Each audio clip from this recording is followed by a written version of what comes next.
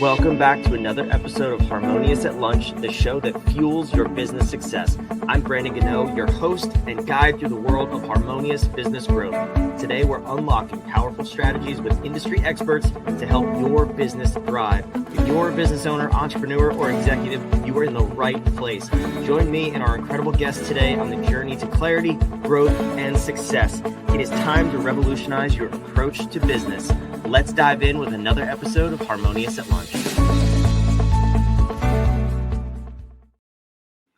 Welcome back into some more bite-sized business advice. Today's episode, we're talking about building brand loyalty and retaining customers for a long time, which I like. That's awesome. That's the best way to grow your business, of course, not finding new customers, but retaining and maximizing conversation. I hope you do too, but I'm joined with a very special guest. I want to say, I believe our first guest from Mexico, don't quote me on that, but I'm pretty positive. Jose Ganem, welcome to the show, and thank you for being here. Thank you, Brandon, and I'm glad to be the first Mexican host. Yeah, thank you so much for having me. Yeah, you know what? Well, let's just put the flag in the ground right now. You are the first. I'm not going to go back and check. So if any of our loyal listeners, if I'm incorrect in that, please let me know, of course. But Jose, welcome in. It's so great to have you. And I love this conversation. As I said, I think not enough companies lean into building loyal relationships with their customers for the long term. We're so much more focused on, that short-term customer acquisition, and we miss the mark. It's harder for us to grow. So where do you like to start with this conversation when you're working with a company or with a brand? Yeah, definitely. I mean, it's easy to lose sight of the long term, right? Usually, where we start and where I like to start with companies is why did they like if it's a new company, most of the times you'll be able to talk with the founder and kind of get that first person in a story of where this business comes from. But if it's like if there's a management team or the owners are not there anymore, usually that purpose gets lost. Like, why did the company get started beyond making money? That's where I like to begin, because usually that's the story that our customers really connect to. So that's where we really start to dive into why this company started. Who are we trying to serve, and how do we deliver on promises consistently? That's the key to building trust. So that's where we like to begin. Like, why did this company get started? How can we dive deeper into that purpose and start to build on that sentiment, on what do we want people to feel about our company? That's I would say that's the starting point. I love that. It's so important, yet it's usually overlooked by people because they think it's, it's just my story. Like, who's going to care about that? But obviously it's important because that is your brand. It's why you exist. Can you give us some examples of, clients you've worked with who maybe they started with that very response of like, oh, it doesn't matter. I don't really, we don't care about why we started. And then what you were able to pull out of them as far as their brand story? Of course. I mean, I think the biggest things, the biggest case studies that I would have for that is people that tell me that they started their business just because they wanted to make money, which I think it's good. Like, the purpose of a business is to make money. Like, that's the reality. However, the biggest businesses in the world are the ones that started with a real purpose of trying to help people in a human way, right? So really, for us, like, when we've worked with companies that have this problem, it really comes down to trying to dive deep into the founder story or the team story, into why this should be something that changes people's lives, right? For example, like, we work with a lot of real estate developers, and of course, like, there's a lot of people that they have a bad perception of real estate, right? Because they're deforesting, maybe they're removing a lot of like natural spaces. But when we work with real estate developers, we try to kind of lean them in the direction of like, yes, like, this space used to be like a nice clean green space, and now there's going to be people living in it, right? But how can we make this space work for the people that live in it, and make it in a way that they're surrounded by nature, and that this becomes like like a nice synergy between human beings and the construction or the developer, so that this doesn't seem just like a money grab, but like you're actually interested in the quality of life of the people that you're trying to serve, and you're trying to build good spaces, and spaces where they can become a better version of themselves even, and that's the focus that a real estate developer could have to develop a new development. Also, for example, a lot of the times, like the example that you gave happens with software companies or like tech companies, right? That they're like, listen, man, like I'm just a software developer. Like nobody's gonna care about my story. Nobody's gonna care about why I started developing. But that's where I try to lean them in the complete opposite direction. And I actually work with a couple different entrepreneurs that are trying to grow their personal brands on social media. And I always try to tell them the most important part of your business is not the features of your product, but your story behind it. Why are you doing this? Why are you trying to help the humans that you're trying to help? And at the end of the day, when people see that and they see that you are a real person trying to help them, they connect with that. So that those are the kinds of strategies that most of the times with conversation, my job as a facilitator is not to tell you the answer, but to help you get it out there. And I've always thought ideas in your mind are just unorganized ideas. When we can actually bring them out of you, put them down in the document, and have you read it and make it make sense to you, then that's an organized way of processing your thoughts. I love that example of the software developer though, because while I've never actually coded software, I've never sold software. I have bought it a number of times, and quite expensive software in some cases. And I was thinking back to the software that I bought, or the plans I subscribed to, and why. And it was always because I knew the story of how it came to be. It wasn't like, oh, this will make me more efficient, or so on and so on. It was like the developer had this problem that I can relate to in my business. So he or she built software to solve that problem. And I'm like, oh, my story sounds like that one. I'm going to invest in this software, or this product, whatever that may be. So, even as you're talking about it, it's becoming more and more apparent to me, which I just think is really cool, because it's a great example of where you would naturally say you don't need the story. Of course. Well, humans are emotional beings. Like we're all emotional beings. So that human personal connection is always going to win over features, or over even, like, say in that case where you bought that piece of software, there might have been another software that was priced the same way, that maybe even had a better logo and a nicer website and a nicer everything, but you connected with this person's story. That is going to be so much more valuable to you than just having a nice design. You can hire the most expensive agency, the most expensive designer, you can hire those, and you're still not going to have a brand. To build a brand, you need a good story, and you need a way to tell that story. And that's important in brand building, right? To build long-term loyalty, which is what we're talking about. Yeah. So let's go down that route a little bit. So we understand our story. We're going to start building a brand around that story. How do you connect that to building a long-term relationship with your customers or your clients? Awesome. So that's the starting point, definitely. Then I think what happens most of the times is that we don't have a good defined buyer's journey and customer touch points. So how many touch points does it take for a prospect to become your customer? You need to know that. Like you need to know how many times does it take for a prospect to become your customer, to be able to meet them where they are, not where you want them to be. Which of course, like who doesn't want to like show one ad, people click on it and they buy and it's all beautiful, right? We like reality is much more complicated. Be amazing. Yeah, right. Reality is so much more complicated. Like there are so many options and there are so many companies battling for attention, that and they're not just building nice websites, and they're They're not just designing nice logos.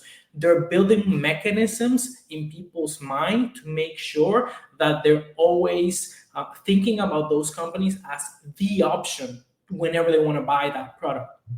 So I think that one of the most important parts is the customer experience. Make sure that it's always positive, that there's seamless interactions across all touch points. Like make sure that if you want to your company to feel like modern and like a open company, make sure that your customer reps, make sure that your website experience, your social media experience, the actual experience using the app or using the product reflects those values, because there's nothing worse than when you get great marketing, beautiful videos, and then you get the product and it's like, what is this? Like, this doesn't match what I expected, and you lose a customer there. And then another thing that can happen is that everything is perfect, but then maybe let's say you don't want the product anymore, or maybe you just want something new and you want to return it, or you want to. This happens a lot with like software, when you want to cancel the software, and it's like you have to like do 3,000 amazing things to be able to cancel the software. Like, just give me a button where it says I can cancel. Because like if that experience is bad at the end, then I'm not going to come back to you. Never. And when people ask me for a recommendation of a product, and it might be yours, and maybe I liked it, I'm gonna say, yeah, I liked it, but at the end, it's a bad experience. So you never want to have that. Like, to build that long-term loyalty, make sure that all of your touch points are optimized. Make sure that you can meet your customer where they are to actually create this good experience that you want people to have with your business. That's a really interesting area that you bring up, the offboarding of clients, or even if it's a pause in working with a client, whether it's software or if it's a subscription based service, and they just need a minute to breathe, whatever it may be. How important is it to understand, to take that same philosophy of matching your brand identity across all the touch points into the offboarding, but not only that, to understanding why they are offboarding, whether it's a different product or they just need a pause. Do you work with people who don't put any effort into that? And how do you go about understanding what those reasons are? I've worked with people that make it absolutely super hard for clients to offboard on purpose. And my approach is never. Like, if if they're trying to leave like, if someone comes into your store and they bought one thing but you want them to buy three, you're not just going to close the doors and tell them don't get out the store until we buy three, It's a right? great analogy. I like that. Yeah, like, it doesn't work like that. People don't buy just because you tell them to buy. So if you touch on a really good point, and that's the most important part of really having a company, in my perspective, is having constant customer feedback loops. Like, especially if you have a software company where you're having maybe dozens or hundreds of turnover clients a month, like, at least talk with five of them, at least talk with 10 of them, have quick 5-10 minute conversations with them where you understand why they're leaving, and make sure you improve on those things. And if they tell you that your offboarding process it's a pain, then change it. Like, at the end of the day, that's what we were talking about at the beginning. You want to think about the long term. You don't want to think of your company in spans of 1 year or 2 years. So like, let's say that you're trying to reach 1,000 customers and you're trying to make it really hard for them to leave, and that's because you want to reach 1,000 customers this year. Then those 200 or 300 customers that maybe didn't like you and left are never going to come back. Never. Instead, if you actually take care of those clients and tell them, hey, that's okay. If you want to leave, that's awesome. If you ever want to come back, here's a discount. Maybe some will come back. And in the long term, you're going to build that brand. You're going to build that loyalty of, this person cared about me, understood that at this time and moment I didn't need them. So they make it very easy for me to leave. And now if I do need them again in the future, I have this discount, and I'm not only going to use it, but I'm going to recommend them. So by really, like, at the end of the day, humans buy from humans. We're people. And we have to like we have to put them ourselves in our customer shoes, be empathetic, and really understand that if they don't want it anymore, they don't want it anymore. That's I mean, Amazon makes it really easy, right? To buy, to give bad things, and how many times have you bought from Amazon? Like how's Amazon doing, right? So I think that putting your customer first philosophy should be like their priority for most companies.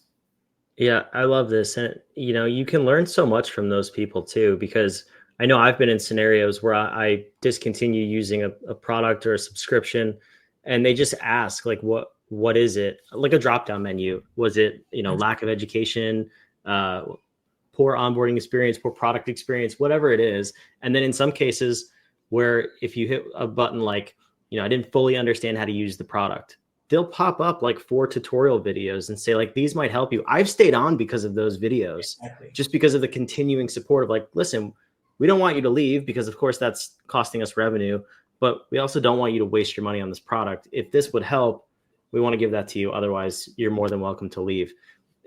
How do you work with your clients to fully understand why people are leaving and then go back upstream in the process and make a better either product, service, or onboarding and training, whatever that may be?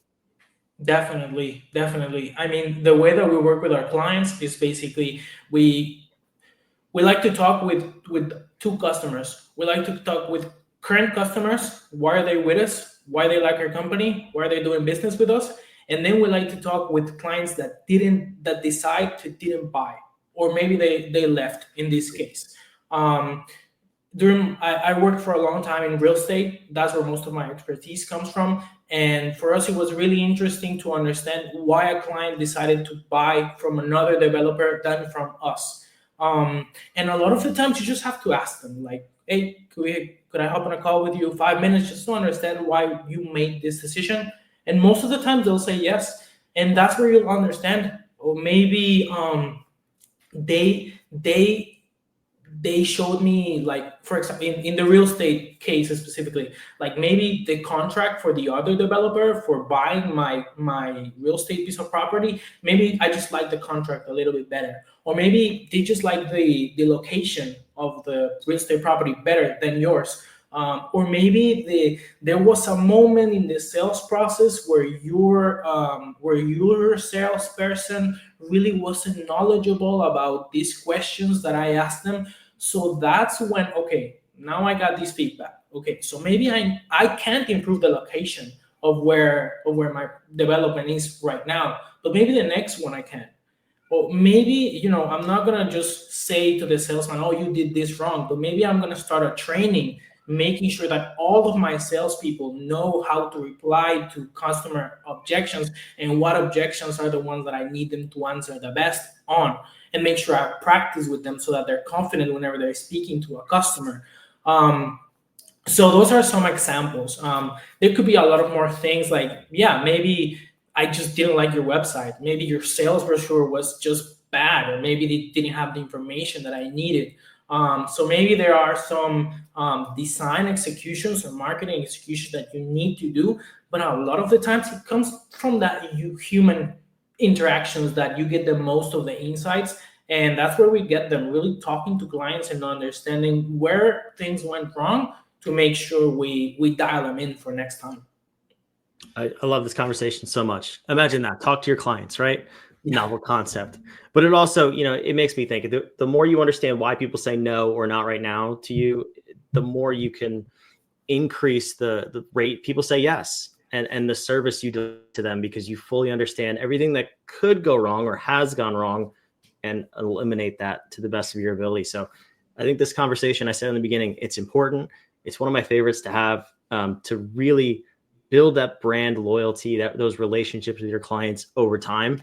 And Jose, I can't thank you enough for being here. Where can the listeners learn more about you and possibly reach out to work with you? awesome. No, thank you, Brandon. I'm on TikTok, I'm on Twitter, I'm on Instagram as Jose Ganem.